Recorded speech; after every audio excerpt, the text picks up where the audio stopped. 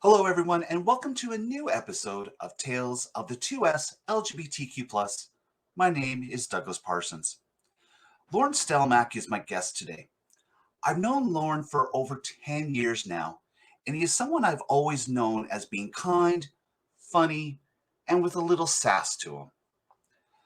You may know him from his multiple reigns as emperor as part of the Imperial Sovereign Court of the Wildrose, an organization that has raised oodles of money for scholarships and charities in Alberta. He's also someone who's been very open with his weight loss and the struggles that go with that.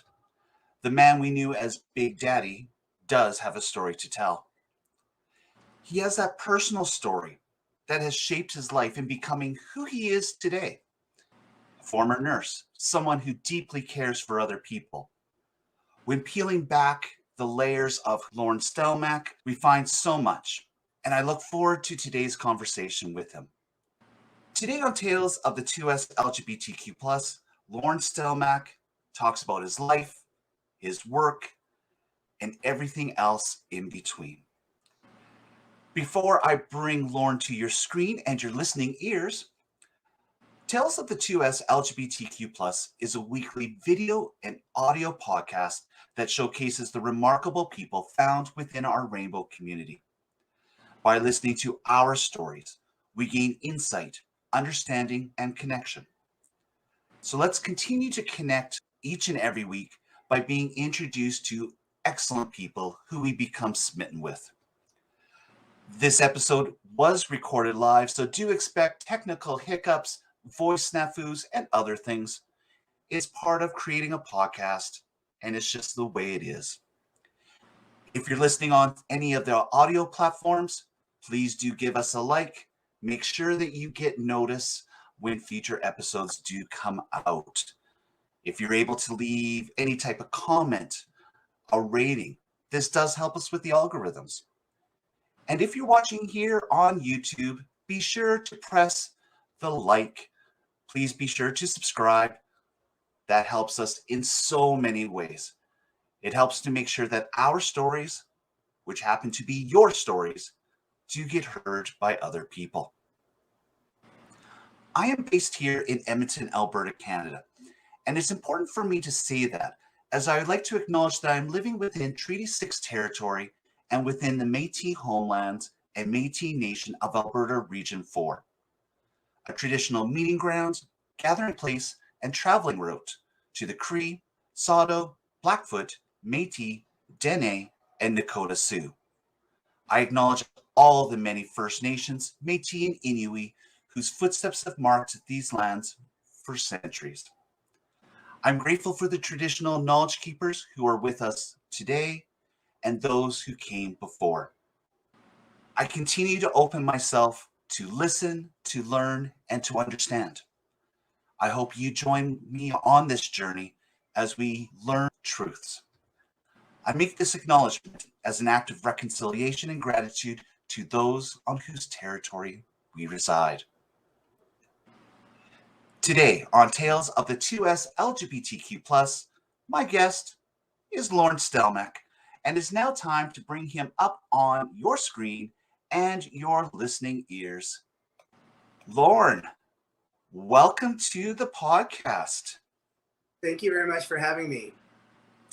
It's been a long time coming, and finally you are here to tell us your story, and I'm excited to know more. Let's start with you and just a little bit about your background. My understanding is that you had a very close relationship with your grandparents. Myself, my great grandmother was the star of my life. And I know that we have a connection in this regard. Can you tell me a little bit about your connection with grandparents? When I was around 2 years old, my mother was killed in a car accident. So my father left us, my sister and I, with his parents on the farm. And he worked in the city and would come out every weekend to spend time with us. And then at the age of 10, I lost my father. And so my grandparents continued to raise my sister and I. So at the age of 60, my grandmother started raising children again. She had 5 of her own. When she took us in, one of my uncles was still in high school, and she continued all the way through until their passing, probably 30 years ago now. They taught me to be strong. They taught me how to work hard. They taught me how to be kind. And that's where I get all my background from. So is that what led you then to go into a nursing career based on what you learned from your grandmother? Yes, like with her, there was 18, she had 18 siblings. Wow. And yes, 3 sets of twins. Very close with the family. It was a big family. And as they were aging, they were ending up in nursing homes and long-term care centers. And she would go visit them and she would tag me along with her. So I got used to that. And when I was in high school, I started working at the auxiliary hospital in my hometown, and that's where my nursing career started when I was 16 years old.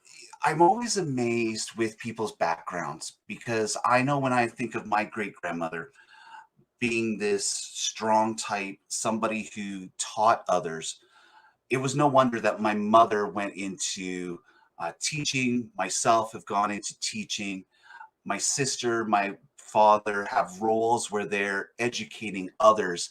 And it's just this influence that gets passed down. And I hear that in yourself when you're talking about your grandmother.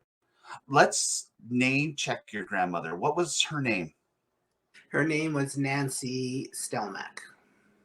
If you had some words that could describe her to other people, what would be those words? A strong, influential, resourceful, always very warm-hearted. Whenever I brought friends home from school, it was automatic. Everybody had to eat.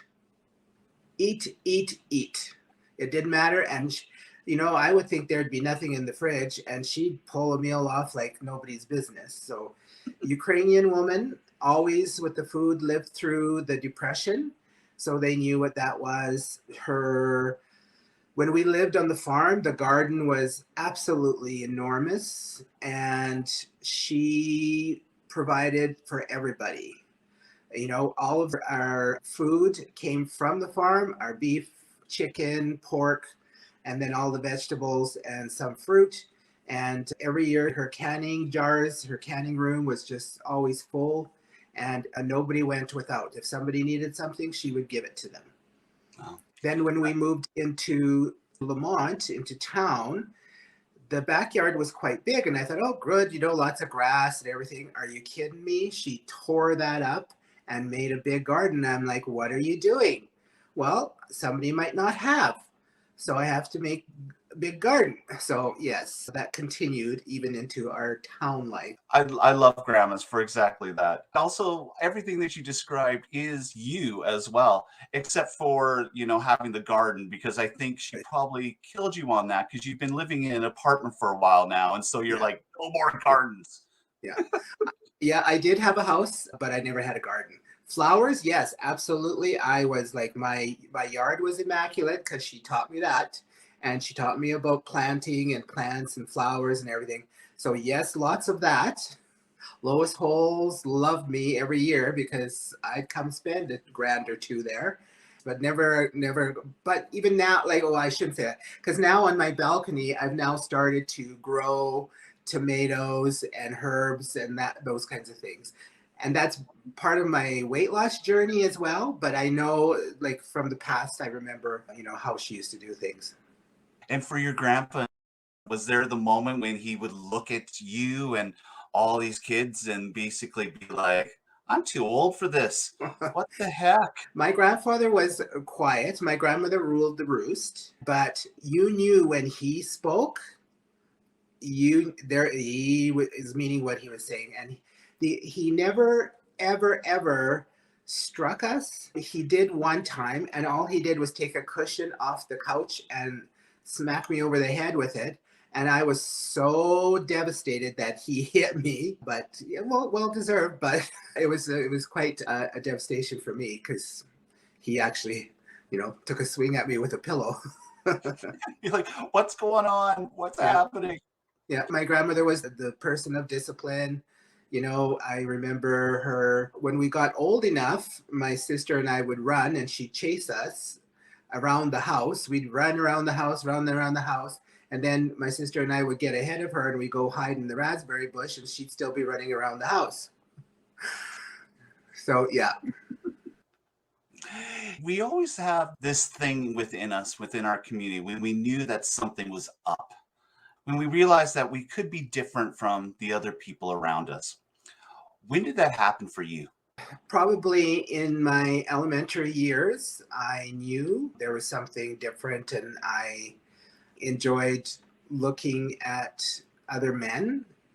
They were catching my eye.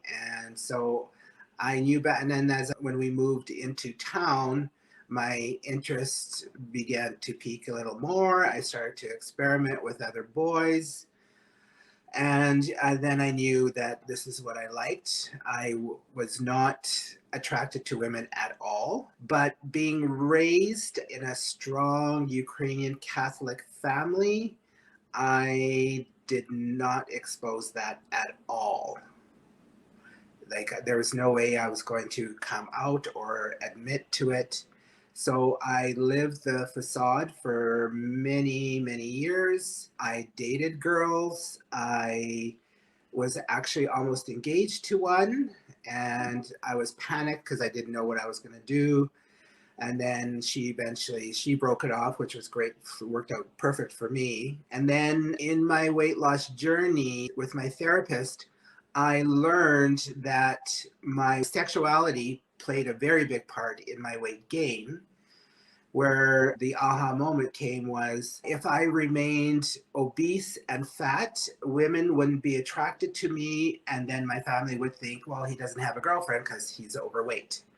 Yeah. So that was a big part of my obesity, like because I stayed that I would diet, but I never really lost that weight because I was scared that they would start, well, why aren't you married? You need to find a girlfriend.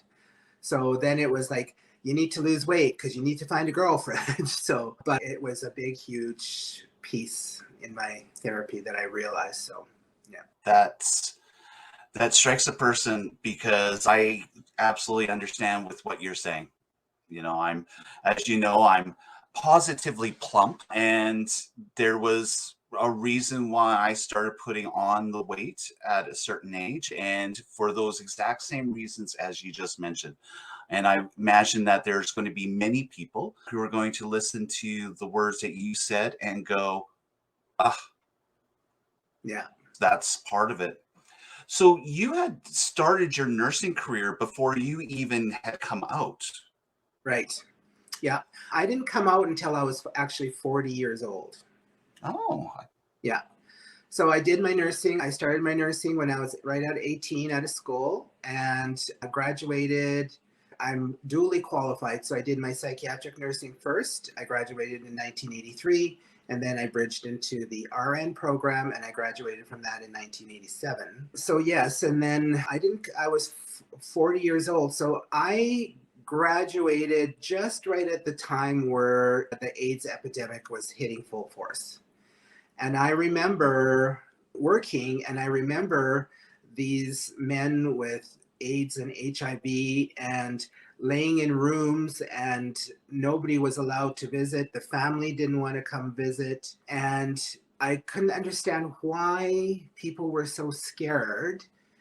I knew, like, for myself, I was living a closeted life. And at that time, was I involved in risky sexual behavior? Absolutely. I was cruising Bellamy Hill. I was hooking up with guys in back alleys, in vehicles, and having unprotected sex. How I came clean out of that is beyond me.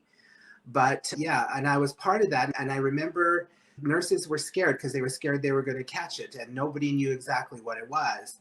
So the care was terrible. And I tell this to people because it was actually lesbians who came and cared for these guys. And because their partners weren't allowed in, their partners had no say in what they had. Their families didn't want to have anything to do with them because of their sexuality. So they had nobody advocating and nobody really caring for them. But it was the lesbians that came and did that. Yeah. And there's a reason why at one time it was the GLBT community. Things got switched to recognize the lesbians who took care of the men during this time. And it was Yes. huge. I have to do a small little plug for a previous episode, part 2 of the conversation with Michael Fair and Liz Messiah. We do go in depth talking about the lesbians here in Edmonton who did exactly what you said, took care of the men, the stigma that went with that, and that still is on their shoulders here today. And Michael Fair properly gave the women credit for helping the men somewhat get through this crisis and seeing us to the other end. And I observed that. Like I saw it. I went into the rooms. I because I felt a pull, and so people are, my coworkers, why are you going in there? You might catch it. And I'm like, nobody. There's no science. There's been no really experiment to say that we're going to catch it. We don't know what it is. If you use universal precautions, then you're protecting yourself. And I would go in and I would feed them and I would bathe them, and everybody, would, oh, you're going to catch it. No. So I lived through that, and it was quite devastating. Well, and it would have delayed your coming out even more so. Just Oh, absolutely. the connection. I've mentioned a few times on the show that I graduated from high school in 93 and I came out in Edmonton, and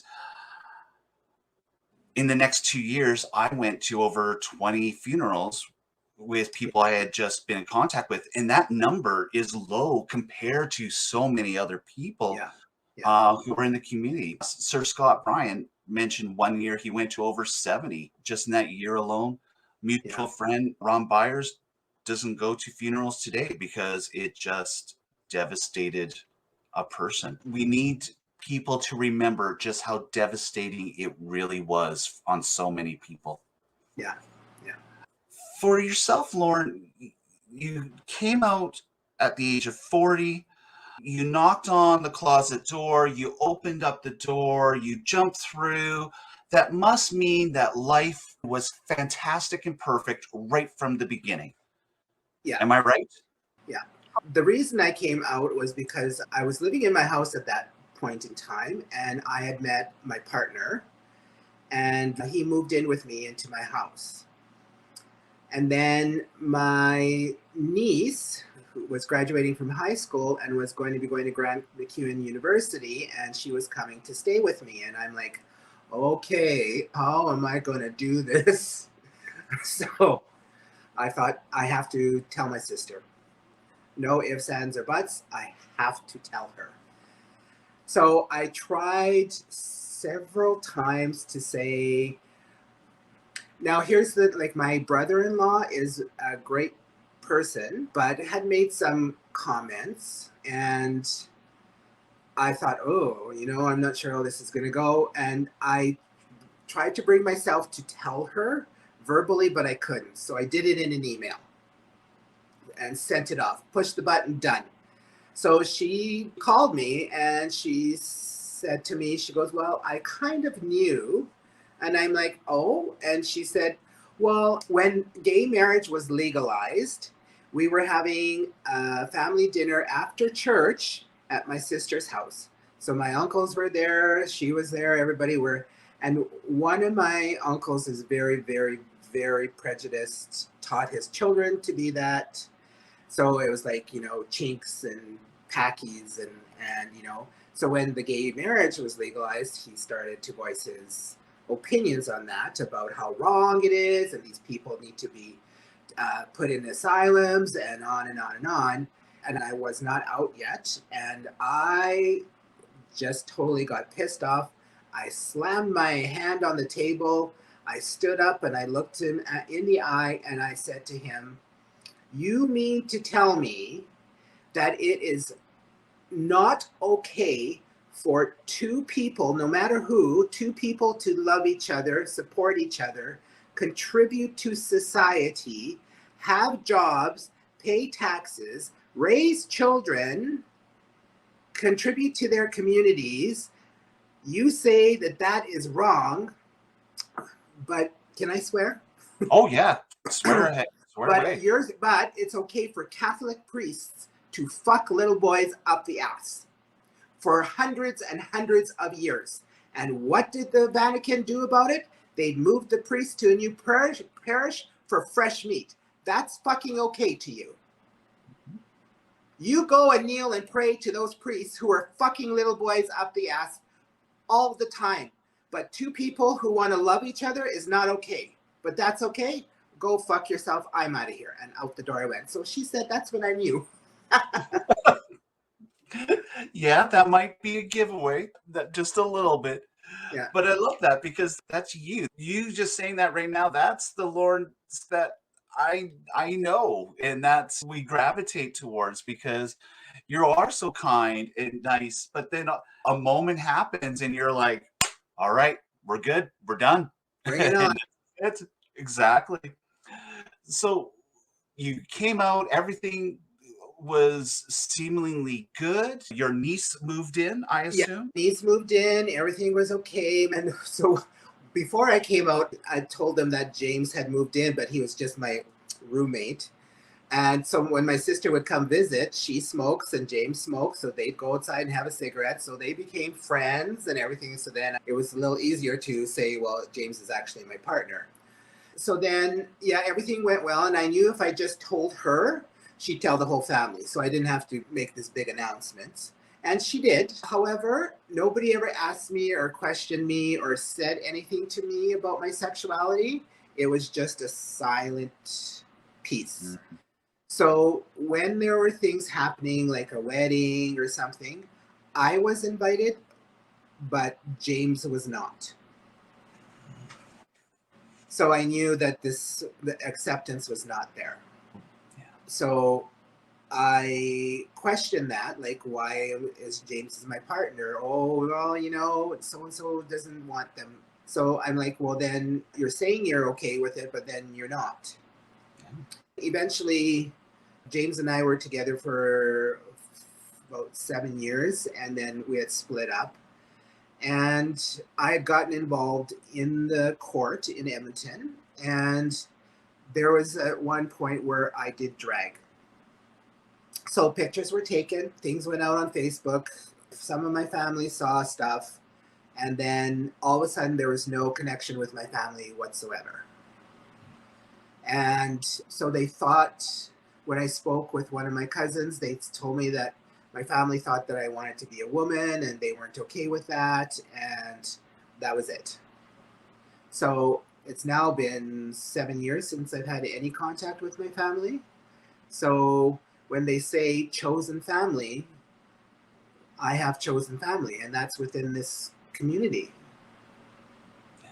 Chosen family and the ability to choose who's part of that chosen family is a superpower that we have. The blood family may suck in not a good way, but we have the ability to overcome and persevere. And yeah, we've talked a lot about chosen family on this podcast on how important that is.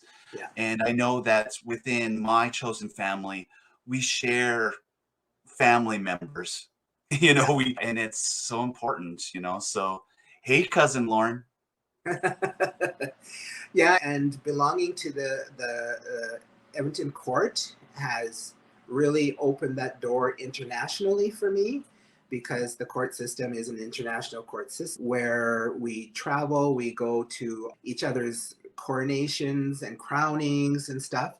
So over the years, I have developed friendships throughout US and Canada, and really tight knit friendships. I don't have to see them, but we still keep in contact and we chat. We're always there for support. And I know that if I am in anywhere that there is a court system and I'm in trouble, all I have to do is reach out and the cavalry will come running to save me. I know that. That is a given. And I'm not worried about, because I travel, I go to New York a lot to their coronation, San Diego, Las Vegas. I try and go to all these big places in the US, and you develop these friendships over the years. And like right now, this weekend is a big weekend for the international court system, where the head of the international court is Queen Mother Nicole the Great.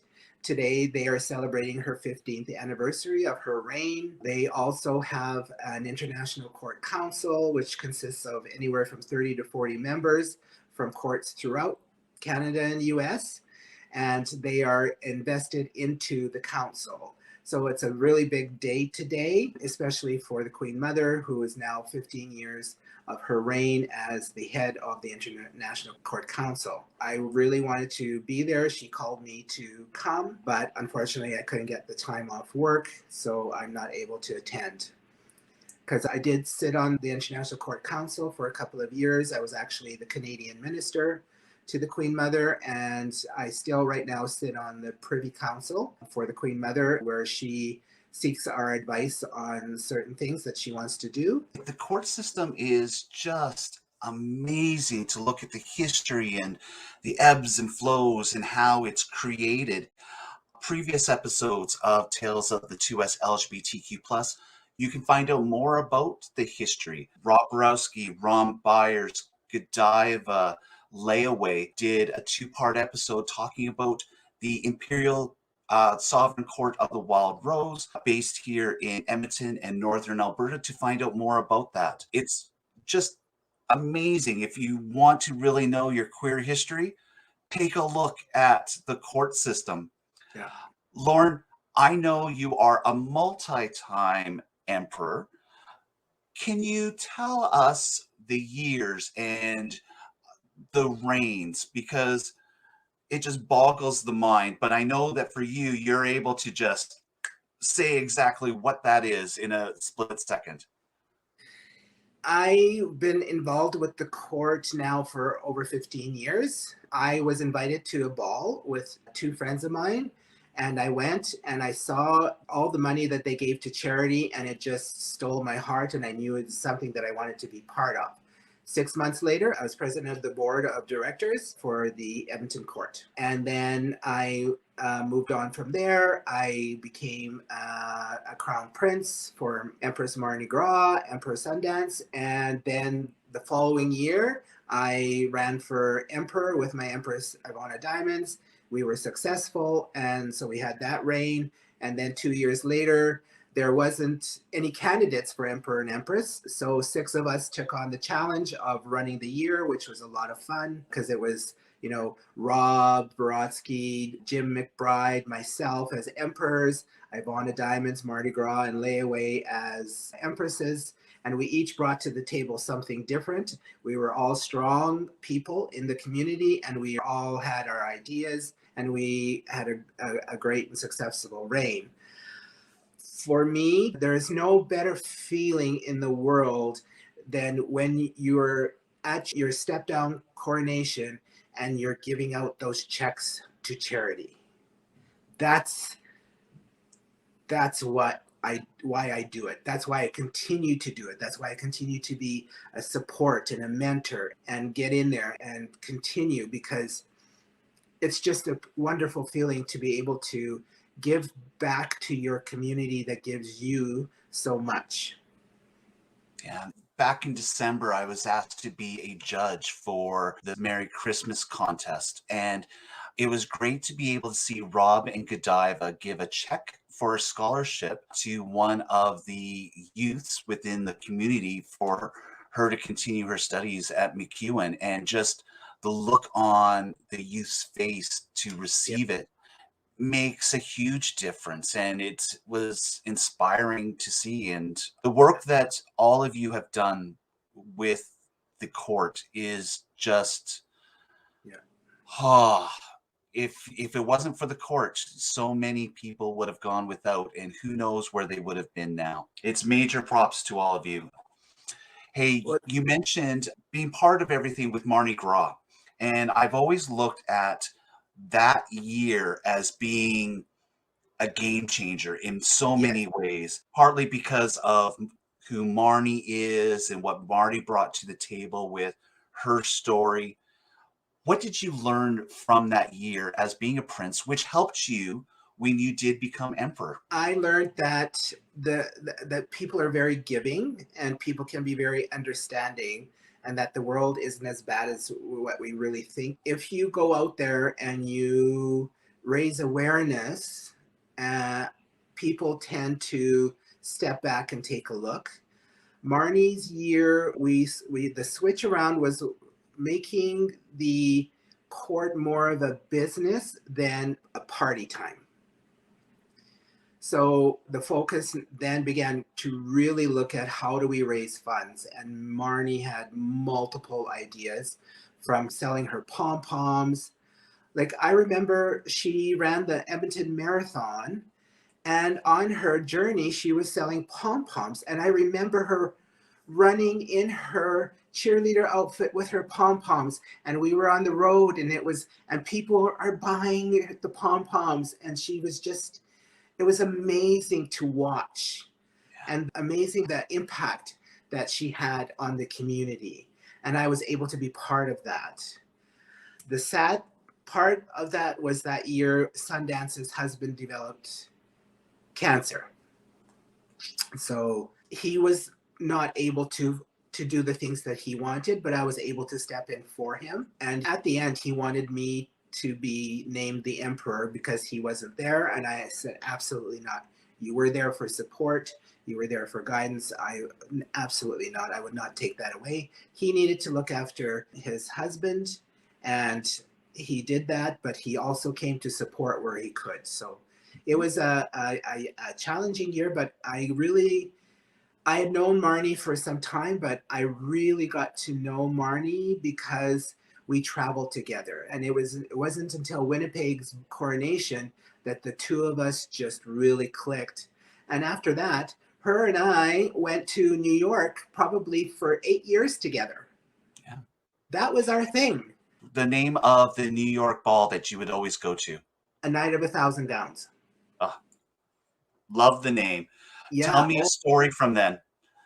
It's held usually in the Marriott Marquis, right on Times Square. You walk out the door of the hotel, there's Times Square, right there. All of Broadway. It's just beautiful. And the ball itself is a full night of entertainment. There's no intermissions, there's no nothing. It's just continuous entertainment. And they bring in artists, and it's just, the food is fantastic. It is a night of 1,000 gowns because people are like literally crowns and gowns, beauty pageant. It is amazing. RuPaul sends some of her queens to this ball. It's and it's an opportunity, because when you have a coronation, the host hotel, you get a group rate. So instead of paying $700 a night for in that hotel, you're actually only paying $250 a night. So it's a good, cheap way to travel and see places. So I went like 9 years. I went to New York, and then when COVID hit, of course, I haven't been there, but we are going this year. There's 6 of us going, and I'm very excited. Everything's booked, and we are going, and I am so excited to come. And they're very happy to have us back. I've let the Court of New York, because I've gone so many times, I have a lot of strong relationships there with people, and so they're all excited about us coming. The first year I went, I didn't know a soul, but they made it their mission to know who I was. And the stepping down emperor and empress actually took us around and took us to places and took us for dinner. That's the kind of things that we do for each other. And I'm still friends with them to this day. 12 years later, I still keep in contact. And so I'm excited to see them again. I'm going to go see my family because I consider them family. Yeah. So Emperor 10 of New York, Gabriele Delanote, he's also known as Big Daddy. So he's Big Daddy number 1 and I'm Big Daddy number 2.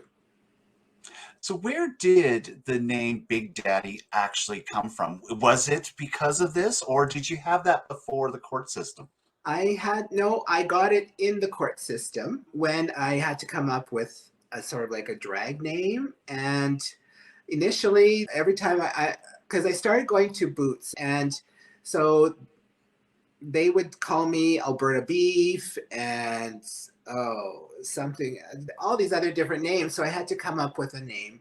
And because of my size, we decided on Big Daddy. Because I was like, 500 pounds. Well, and before we get to the weight loss journey, I do want to reference and come back to your first year of being an emperor with Ivana Diamonds. And the name for the year played upon the fact that both of you had padding in different areas and definitely making it as part of the journey. Yeah. People said that we were too fat to run for Emperor and Empress, that we wouldn't be able to do anything. So we turned it around, and our house name was 2 Tons of Fun. And was it 2 tons of fun for you the entire It year? certainly was. We never, till this day, my Empress, Ivana, is my bestest friend in the world. And when we were Emperor and Empress, we connected probably about 4 or 5 times a day. And if she heard something going on, she'd call me. If I heard something going on, I'd call her. And we would nip problems in the bud before they even started. So there are challenges to running for Emperor and Empress, but you know what? We didn't let that happen.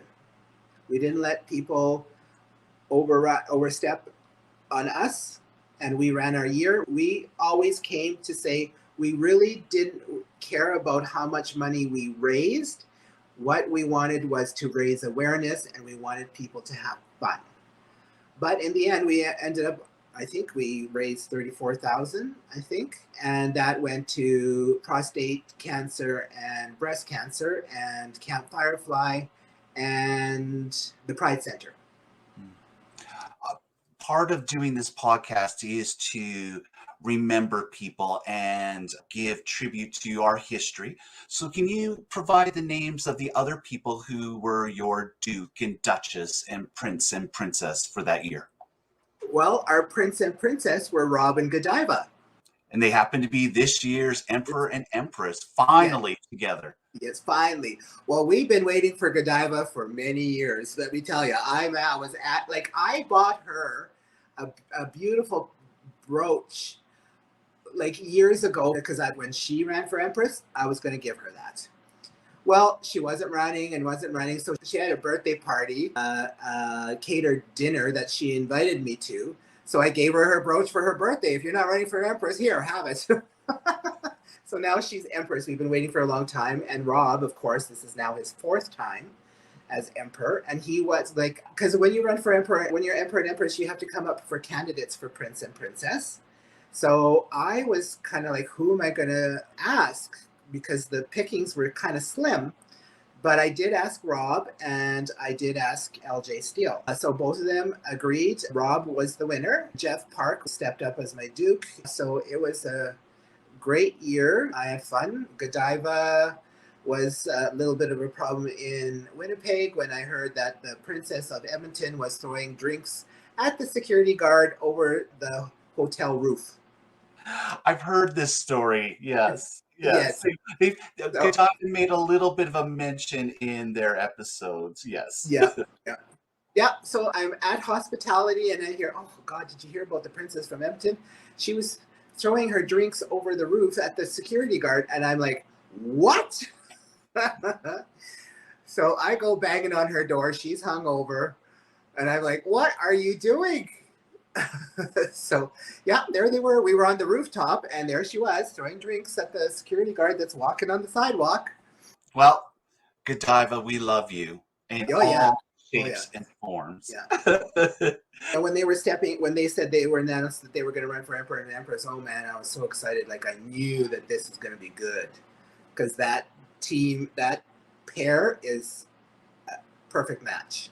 Yeah, they absolutely are. They're doing great work, and it's excellent that the city of Edmonton has people like them who are running the court here for this year to get us through whatever 2022 is, Yeah, because it's a strange beast upon itself. yeah. All right, there's a lot of people here who are going to be like, okay, you've talked about family, you've talked about healthcare, we've talked about the court. Why haven't we talked about this other thing? And so we're going to get to this now. So the man formerly known as Big Daddy, or still known as Big Daddy, has gone through a dramatic change when it comes to health. Yes. You've alluded to it before that putting on the weight was some type of way to cushion, to block out the stress that was taking place in your life. You've been very open about everything. So, what was your highest weight? My highest weight was 498 pounds. Okay. And you were diagnosed as being morbidly obese. Yes. When the doctor told you that, was that a trigger that you had to make a change right away, or was it a long time in coming? It was a long time coming, and I came to the realization that if I don't do something, I will be dead in the next year or two. I knew that. I was diabetic on high doses of insulin. I had high blood pressure, and I was on 3 different blood pressure pills. I couldn't do anything without my heart racing, so I was on 2 heart rate pills. I had severe sleep apnea to the point where I stopped breathing over 100 times in a minute. So I knew that I would be dead. Like I could not even walk, not even a half a block without breaking out into a sweat or being short of breath. Like I don't know if you remember Boots. They had the 4 parking stalls in front. Just to walk from my vehicle inside the building, I was short of breath and dripping sweat. So I knew that I would die. I would be dead.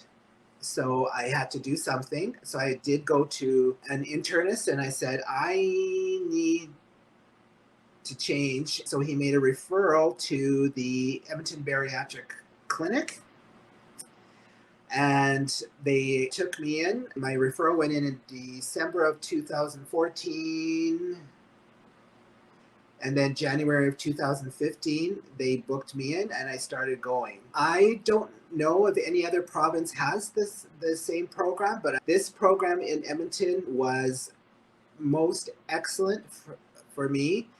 In order to get, so I knew that I needed surgery because I had dieted all my life and did the yo-yo thing. You lose, then you gain more. Then you lose and you gain even more. Then you lose and you gain even more. Then I went through my breakup. Then I didn't want people to know I was gay. And all these things played into it. And the weight just came and came. My pant size, well, my size that I took in a shirt was a 7X. My waist was 68. Okay. I am now down to a 2X, and my waistline is a 44.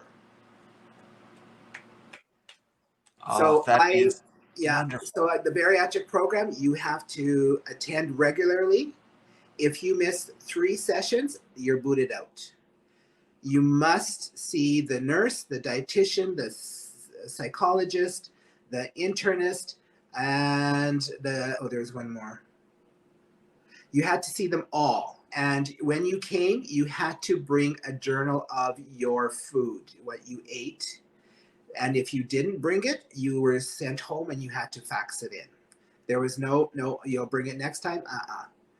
So they had rules and you had to fit in. And so I did. I followed everything that they did. And then in September of 2015, once they feel you're ready, they refer you to the surgeon who then will make the final decision. So I got referred to the surgeon. He saw me. He said I needed the gastric bypass because he'll decide which surgery you want. If you get the sleeve or the bypass or the banding. So he said, you're having the gastric bypass.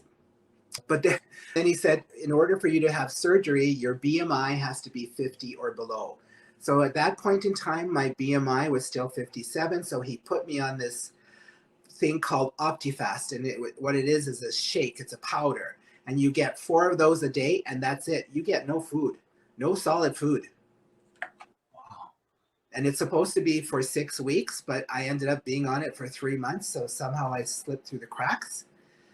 And so in the first week on this Optifast, I dropped 19 pounds. So my BMI came down, and so I had my surgery. The people think that because you have the gastric bypass surgery, you'll be able to eat anything you want after that and everything's fine. That's not true.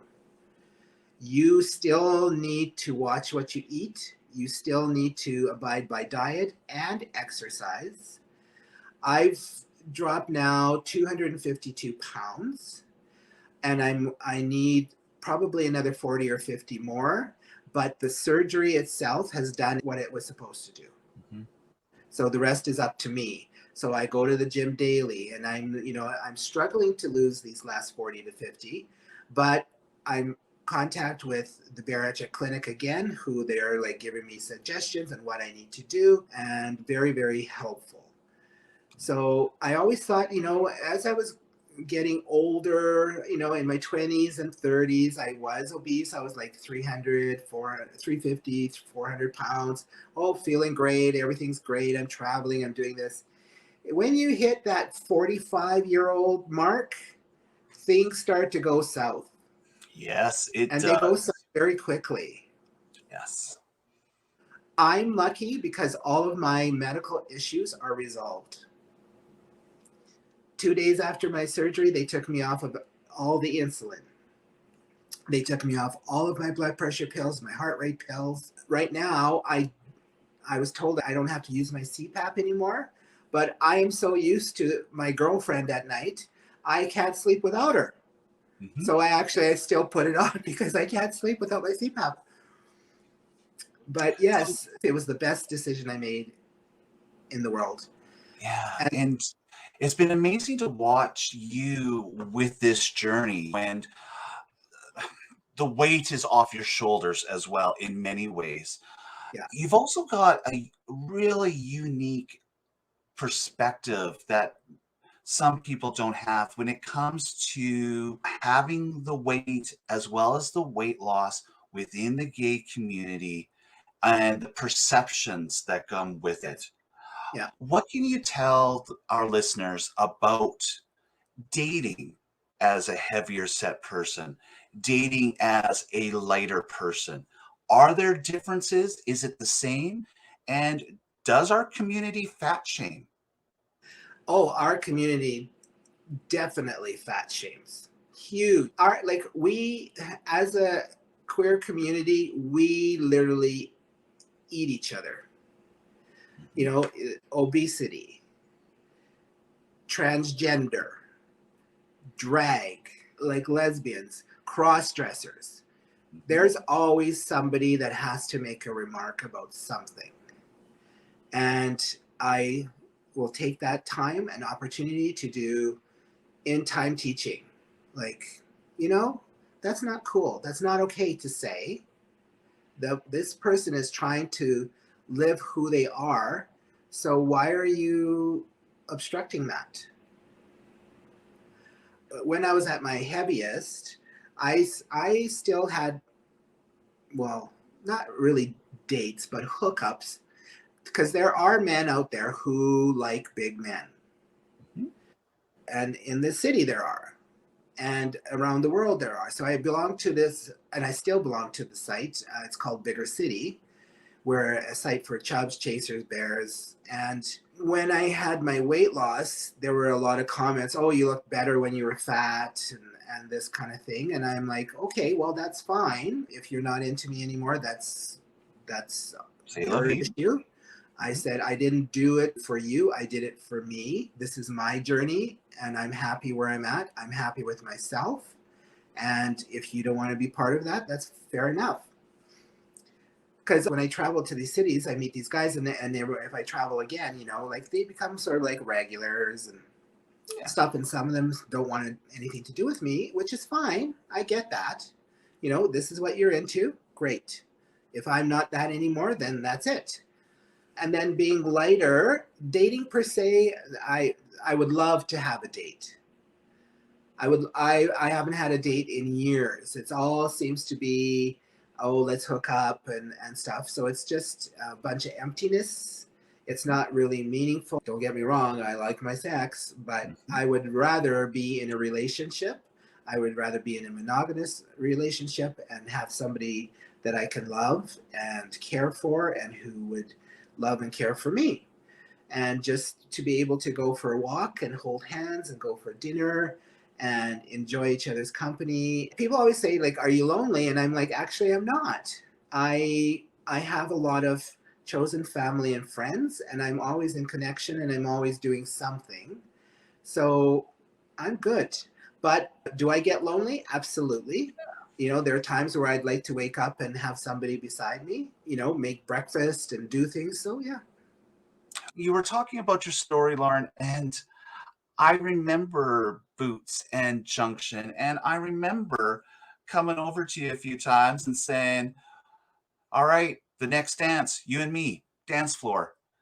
And, not even recognizing the fact that here you are in this health issue and going, I just can't, I just didn't Yeah. even trigger with me. And I do apologize for maybe giving you some stress during that time. But those are things that you recognize later, that we just don't spend enough time looking at life through another person's shoes and maybe seeing what they're going through, because we all Yeah. have these struggles. The Bariatric Clinic has they've asked me if it would be okay for them to give out my email to people struggling, whether they want to have the surgery or not. And I've done so. Like before COVID, I would actually meet people for coffee and I would discuss my journey. I would never say, oh yeah, you should have it. It's their choice. But this was my journey and this is what it did for me. So then that leaves them to think about, okay, well, maybe I'm going to do this. So Lauren, when Evolution is able to get the dance floor up again and I wander in, are you actually going to take me up on that offer to go for the dance? Absolutely. It was phenomenal for me because as through the journey, all these things start changing, not only your clothes but just these little things, like I had to push the seat of my car up. Oh, just that simple little thing is a triumph. Yeah. I try at least 3 times a week, if not more, to when I park in the parkade underground, I try to walk up the 10 flights of stairs because I can do it now. I can do it. So I push myself at the gym. I push myself to do different things. Now that I'm trying to lose this weight, I've talked to my physiotherapist from the clinic, and she said she made some very important suggestions because I go to the Commonwealth Stadium gym, and the reason I started going there was because Jim McBride took me there. And it has an indoor track because I'm very afraid, especially in the winter, to walk outside because it's icy. And if I fall, I don't want to break anything. So it has an indoor track. So I would walk around that track. So, my physiotherapist says, stop doing that, get on the treadmill and put it on an incline. Start increasing that ability because you can do it. So that's what I'm starting to do.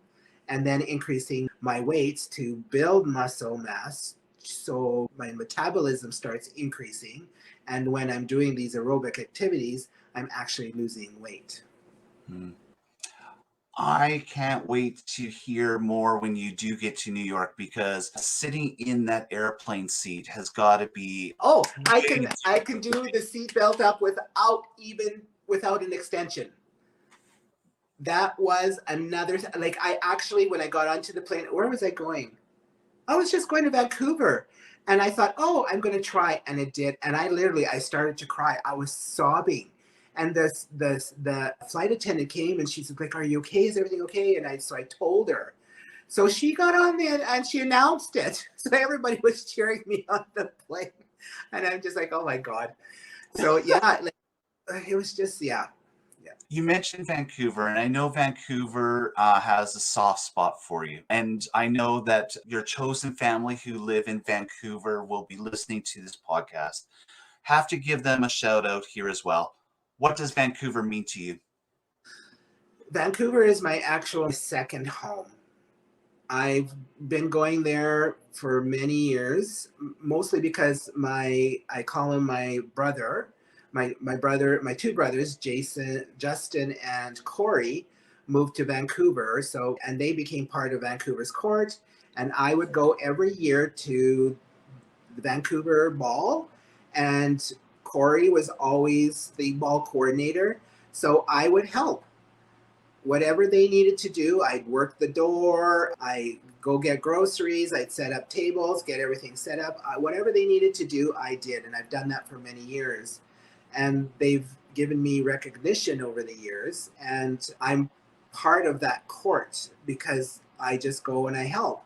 And I'll go out, like I'll look and I'm like, oh, Carlotta's having her first show. So I zoomed out to Vancouver to go see her show.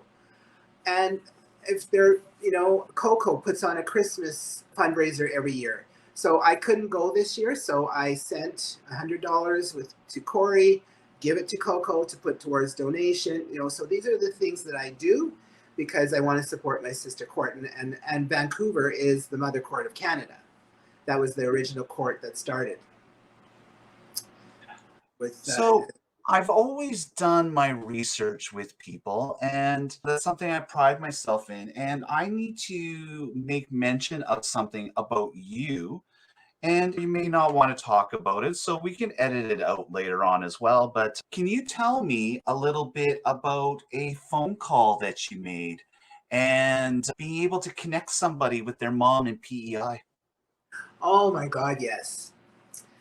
So I have my big heart. So when I love ice caps. Tim Hortons ice cap is my favorite. If you want to get me anywhere, just bring me an ice cap and you're going to get what you want.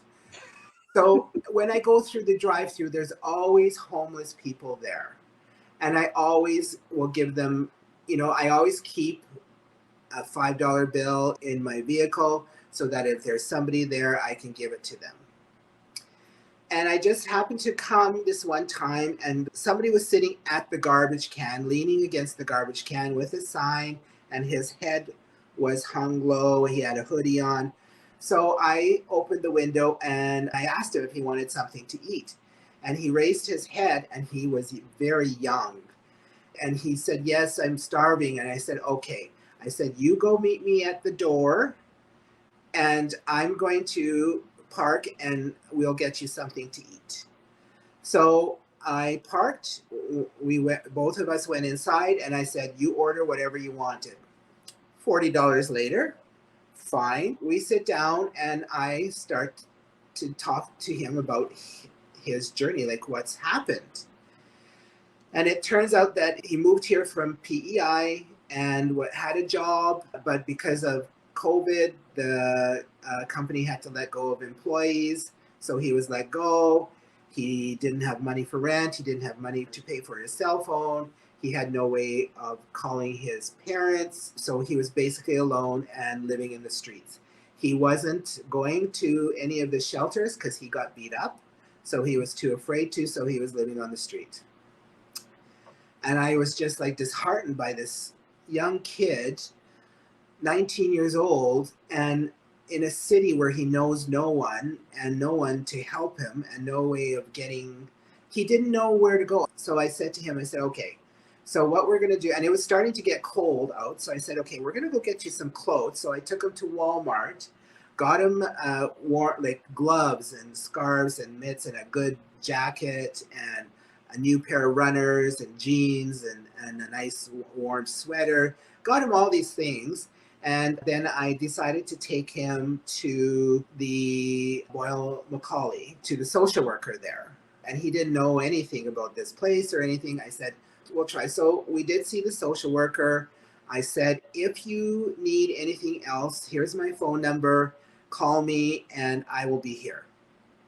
So I thought, oh, maybe I could get him a flight ticket back to PEI. So I came home and I went online and like flights were like $400 and I'm like, shit, yeah, I can do this. So, but then in the meantime, I got a phone call from the social worker and she said, would you be able to take him to the airport? And I'm like, airport? She goes, yes, I got a hold of his mother and his mother has bought him a ticket to come back home. Oh. And she'd like you to call her. And she said, so can you take him to the airport? And I'm like, absolutely. So then I thought, oh God, the dude doesn't have anything to put his clothes in that I just bought him. So I had this big old suitcase that I didn't use anymore. So I took that with me. We packed up all of his luggage. We went to the airport. He had a layover in Toronto. So I gave him $40. I said, when you get to Toronto, have something to eat and that'll get you back home. And I did, and I called his mom, and his mom was so appreciative that I had done this for her son. And I'm still in contact with him. Every once in a while, he'll text me, and he tells me that he's doing great. He's not working, but he is. When COVID is over, he is planning to move back here because he enjoyed Edmonton so much.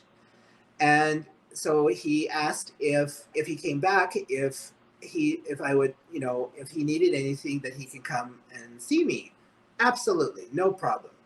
So he's home, he's safe, he's happy. Yeah. And that, everybody, is Lorne Stelmach. That's who he is. That's him. And that's the Lorne I have grown to love all these years. Lorne, you are an absolute brilliant soul, and I'm so happy for you in so many ways. Your journey has been a long one. It's been ups and downs and perseverance galore. And the healthcare system benefited by having you in it greatly. 38 years. 38 years. And you made that decision to transition out. And was it the right decision for you?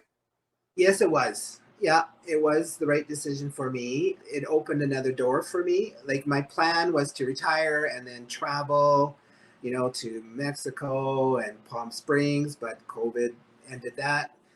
And then I thought, oh, what am I going to do? I can't just sit around. I need to do something. So I saw this job at Amazon and I applied for it and I got it and I'm loving it. So I'm working full time again, but you know what? They've put me into a different, I'm looking after all the WCB cases on site. So it's something new for me. It's something that I'm learning. I'm able to take some courses here and there, and I am loving every bit of it because I get to learn again and learn something new and help people and guide them on their journey to get back to work. So still doing healthcare, but in a different way. And just being quintessential Lorne. A couple last questions before we leave each other for today. We made mention that your name, Big Daddy. Are you still Big Daddy today? I am still Big Daddy. People say, oh, maybe we should call you Medium Daddy or Small Daddy. And I'm no, I'm still Big Daddy. I'm big still in different ways. Yeah. We'll just Some let things that got go. smaller, but some things got bigger. And it's like, oh, after 50 years, there you are. It's good to see you. Oh, if you're here on audio, listening and not watching us, I did get a little bit red, but I'm not trying to laugh too loud because I do have this huge laugh that I just can't edit out later. Well, I went to Evolution the other night, and the door person said, I said, oh, are you going to make me, because, you know, they always ask for your ID and you have to pull out your ID. Typically, I really don't have to because I'm just a regular there. But I said, are you going to make me pull it out? And so the guy says, well, I heard it's pretty big. And I'm like, what? Yeah. And then somebody on the stairs says, yeah, that's what I heard too. I'm like, what? Who is saying these things? Hey, I always end an interview kind of in a RuPaul way, but I always go back to the age of 15 because the age of 15 was an important year for me. My only sister was born. That's when I really knew about myself being part of the rainbow community. But because of the AIDS crisis, I was worried that even if I announced that I was gay, that would automatically give me HIV. I lived in a small village of 172 people. You know nothing at that stage. So you get scared and weirded out. But 15 was a big age for me. If you were walking through a park and you saw the 15-year-old Lorne Stelmach sitting on a bench and you took time to sit beside him, what would you say to him? I would say that life is going to be full of struggles, but you will endure and overcome. You're strong. You were taught good basics on how to survive, and life is going to be good. Yeah. And it is like I am going to turn 60 years old this year, and I have never been happier in my life than I am now. I'm healthy. I have great chosen family and chosen friends. I'm secure in my life. I know who I am. I know in what direction I'm going. I know what I want. I know what I don't want. I know what I will tolerate, what I won't tolerate.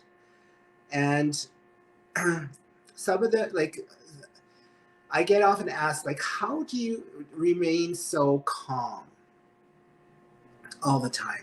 You don't let anything get to you. And I'm like, okay, well, I may be smiling on the outside, but on the inside, I'm thinking, how am I going to light you on fire? Or how am I going to smash your head in with a bat? So that's how I cope with things.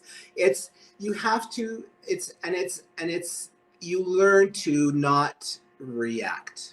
You learn to sit back, take it in, and react inside, but always keep that smile and okay, because everybody's perspective and everybody's journey is different, and you never know what's going on. Somebody may be a jerk.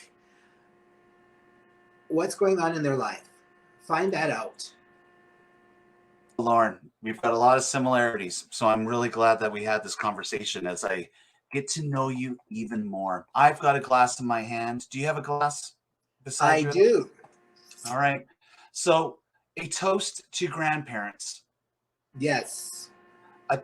a toast to chosen family, and a toast to you, my friend. Thank You're you very much. excellent. Thank you very much for having me. I appreciate that. Mm. My pleasure. My pleasure. It's a long time coming. And let's give a shout out to somebody who we both know well. He comes and talks to me each and every time, and he has listened to every episode of Tales of the 2S LGBTQ. My husband doesn't even listen to as many episodes as Doug Hunter has. But just a shout out to you. Just being an amazing human being and somebody who's close to both Lorne and I. Cheers to him. Yes, absolutely. So, all right, everyone. On behalf of my guest, Lorne Stelmach, my name is Douglas Parsons. You've been listening to an episode of Tales of the 2S LGBTQ+.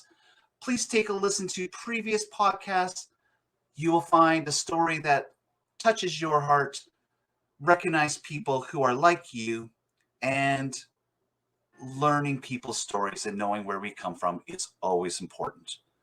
So thank you everyone for listening to this episode, reminding you now to be good and always text when you get home. Until next time, everybody. Bye-bye.